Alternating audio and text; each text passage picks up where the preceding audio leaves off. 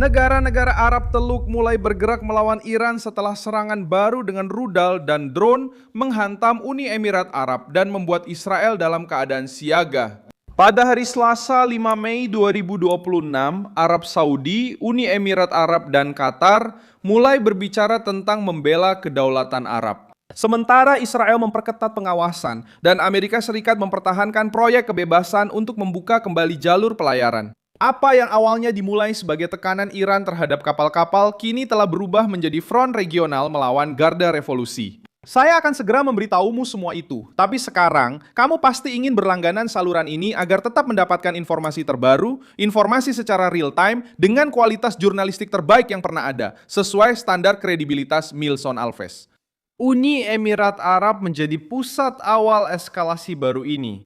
Menurut laporan terbaru, sistem pertahanan udara Emirat berhasil mencegat 15 rudal dan 4 drone yang diluncurkan dari Iran. Sementara kebakaran tercatat di kawasan industri minyak Fujairah, sebuah titik sensitif untuk energi dan perdagangan di Teluk. Hingga saat ini, data yang telah dikonfirmasi dari putaran baru ini menunjukkan 3 orang terluka berkewarganegaraan India dan belum ada konfirmasi korban jiwa dalam serangan terbaru ini. Data ini penting karena menunjukkan bahwa serangan Iran menyebabkan kerusakan, menimbulkan kepanikan, dan melukai warga sipil, tetapi belum melampaui ambang jatuhnya korban tewas akibat serangan tak langsung pada tahap ini. Reaksi dari Emirat datang dalam 2 bentuk. Yang pertama adalah perlindungan internal, yang kedua adalah persiapan untuk respons. Pemerintah Emirat mengumumkan langkah-langkah keamanan. Sekolah-sekolah beralih ke pembelajaran jarak jauh, peringatan diperkuat, dan pertahanan udara kembali beroperasi dalam mode perang. Pada saat yang sama, Kementerian Luar Negeri Emirat mengklasifikasikan serangan-serangan tersebut sebagai eskalasi berbahaya dan menyatakan bahwa negara Emirat memiliki hak penuh untuk merespons secara sah.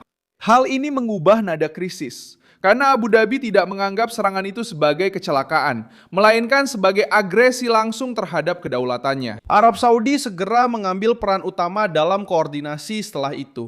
Putra mahkota Arab Saudi, Mohammed bin Salman, berbicara dengan Presiden Uni Emirat Arab dan mengecam serangan Iran tersebut. Pesan dari Arab Saudi sangat jelas. Riyadh mendukung Abu Dhabi dalam menjaga keamanan dan stabilitasnya. Panggilan ini bukan sekedar isyarat diplomatik. Hal ini membuka peluang untuk koordinasi militer Arab, karena Arab Saudi tahu bahwa serangan terhadap Uni Emirat juga merupakan pesan untuk seluruh blok Sunni di Teluk. Disinilah fakta tersebut menjadi semakin penting. Iran mencoba menekan Uni Emirat, tetapi justru mempercepat persatuan negara-negara Arab, yang selama ini menganggap Teheran sebagai ancaman bersama. Qatar, yang secara historis menjaga hubungan dengan rezim Iran, juga mengecam serangan terhadap Uni Emirat, dan menyebut serangan itu sebagai pelanggaran kedaulatan Uni Emirat. Perubahan ini penting karena menunjukkan bahwa Garda Revolusi saat mencoba mengisolasi Abu Dhabi justru mendorong para rival regional untuk bersatu di pihak yang sama. Israel juga siaga karena setiap respons Arab terhadap Iran dapat memicu reaksi baru dari Teheran terhadap target-target Israel, jalur udara, dan pangkalan-pangkalan yang terkait dengan Amerika Serikat di Timur Tengah. Logikanya sederhana, jika Uni Emirat Arab dan Arab Saudi menyerang target-target Iran, Garda Revolusi bisa mencoba merespons ke berbagai arah secara bersamaan, menggunakan rudal, drone, dan milisi-milisi sekutu. Karena itu, Israel memantau pergerakan negara-negara Arab sebagai bagian dari satu front yang sama untuk menahan Iran. Latar belakangnya adalah Selat Hormuz. Amerika Serikat meluncurkan proyek kebebasan untuk memulihkan jalur aman bagi kapal-kapal dagang di salah satu rute terpenting di dunia. Menurut laporan media internasional, pasukan Amerika menghancurkan kapal-kapal kecil Iran, mencegat drone dan rudal, serta mengawal kapal berbendera Amerika melewati jalur tersebut. Bagi Washington, operasi ini bertujuan untuk mematahkan tekanan maritim Iran. Bagi Teheran, hal ini berarti kehilangan kendali atas alat utama tekanan terhadap dunia. Itulah sebabnya, Garda Revolusi kembali bertindak secara agresif. Blokade terhadap pelabuhan-pelabuhan Iran, kehadiran Angkatan Laut Amerika, dan tekanan ekonomi membuat rezim tersebut memiliki sedikit pilihan. Mereka harus memilih antara menerima negosiasi dalam posisi lemah, menanggung tekanan internal, atau mencoba menyeret kawasan ke dalam perang yang lebih luas. Dengan menyerang Uni Emirat Arab dan mengancam pelayaran di Teluk, Teheran memilih untuk meningkatkan biaya dari krisis ini. Namun, pilihan ini justru bisa menghasilkan efek sebaliknya. Alih-alih memecah para rival, hal itu malah menyatukan monarki-monarki Arab untuk kemungkinan memberikan respons bersama. Pertanyaannya sekarang adalah, apa yang dilakukan negara-negara Arab dalam beberapa jam terakhir? Mereka sedang mengordinasikan posisi, memperkuat pertahanan udara, membatasi sebagian wilayah udara, melindungi infrastruktur sipil, dan mengevaluasi kemungkinan respons militer terbatas. Ini bukan tentang invasi total ke Iran, juga bukan tentang pendudukan. Skenario yang paling mungkin, jika pembalasan diizinkan, adalah aksi terbatas terhadap fasilitas yang terkait dengan Garda Revolusi, dengan tujuan menunjukkan bahwa serangan terhadap Teluk akan ada konsekuensinya. Namun, keputusan akhir melibatkan perhitungan yang sensitif, membalas tanpa menggagalkan rencana Amerika di Hormuz.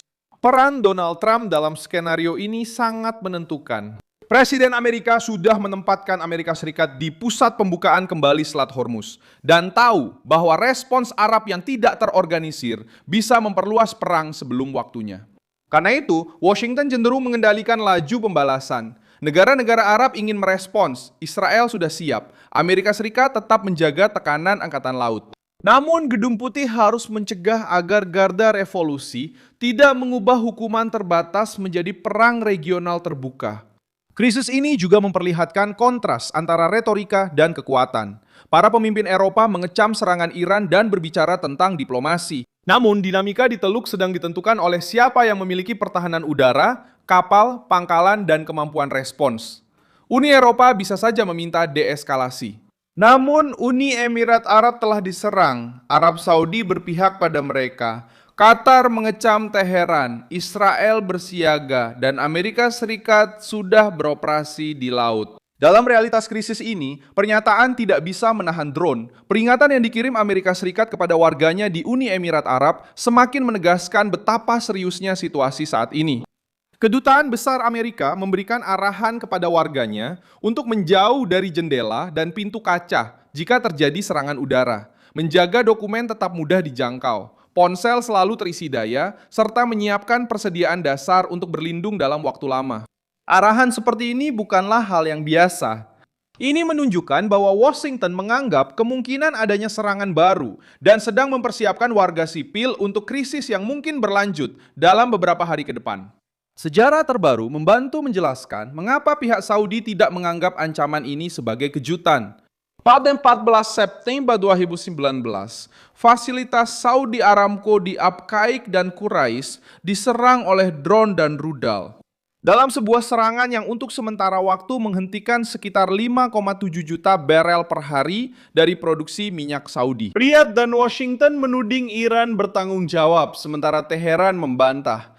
Serangan itu menunjukkan bahwa Iran dan sekutunya menggunakan infrastruktur energi sebagai target tekanan strategis. Sekarang, pada tahun 2026, logika yang sama muncul kembali, tetapi dengan Uni Emirat Arab sebagai pusatnya dan dengan koalisi Arab yang lebih siap untuk bereaksi. Ada juga contoh di negara lain yang menunjukkan bagaimana serangan terhadap jalur dan energi seringkali menghasilkan koalisi. Pada tahun 1991, setelah invasi Kuwait oleh Irak, sebuah koalisi besar yang dipimpin oleh Amerika Serikat mengumpulkan negara-negara Arab dan Barat untuk mengusir Saddam Hussein dan melindungi tatanan regional Teluk. Pelajarannya jelas, ketika sebuah kekuatan regional mengancam energi, perbatasan, dan pelayaran, negara-negara tetangga yang sebelumnya memiliki perbedaan akhirnya bersatu demi bertahan hidup. Perbedaannya sekarang adalah bahwa target dari tekanan ini adalah Iran, dan koordinasinya melibatkan Arab Saudi, Uni Emirat Arab, Qatar, Israel, dan Amerika Serikat. Perjanjian Abraham juga membantu menjelaskan kesiagaan Israel. Sejak 2020, Uni Emirat Arab dan Israel telah membuka babak baru dalam hubungan diplomatik, ekonomi, dan keamanan, dengan Iran sebagai ancaman bersama di balik kedekatan tersebut. Jembatan ini telah mengubah peta kawasan. Sebelumnya, Teheran bisa memanfaatkan jarak antara bangsa Arab dan Israel. Sekarang, setiap serangan terhadap Uni Emirat Arab justru mendorong Israel semakin dekat untuk membela Teluk. Dan setiap ancaman terhadap Israel semakin memperkuat perhitungan bangsa Arab bahwa Garda Revolusi adalah masalah regional, bukan hanya masalah Israel. Yang paling parah adalah serangan Iran terjadi di tengah gencatan senjata yang rapuh. Ini memberikan pesan buruk bagi setiap upaya negosiasi. Jika Teheran menerima jeda secara terbuka, tetapi membiarkan Garda Revolusi meluncurkan drone dan rudal ke negara tetangga, bangsa Arab akan melihat diplomasi sebagai kedok untuk agresi. Itulah alasan dibalik ketergesaan ini. Abu Dhabi tidak ingin terlihat rentan. Riyadh tidak ingin melihat Iran yang mengatur ritme di Teluk. Doha tidak ingin terisolasi pada saat kawasan ini bersatu melawan Teheran. Dan Israel tidak ingin tertangkap basah jika rezim Iran memutuskan untuk membuka front lain. Sekarang, apa yang terjadi selanjutnya tergantung pada 3 keputusan. Yang pertama adalah keputusan dari Uni Emirat Arab dan Arab Saudi yang harus menentukan apakah respons mereka akan bersifat simbolis atau lebih tegas.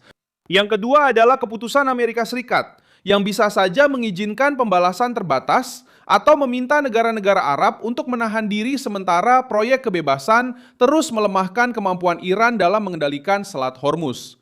Yang ketiga adalah keputusan Iran sendiri yang bisa mundur untuk menghindari terbentuknya koalisi yang lebih besar atau tetap melakukan serangan demi memicu perang terbuka.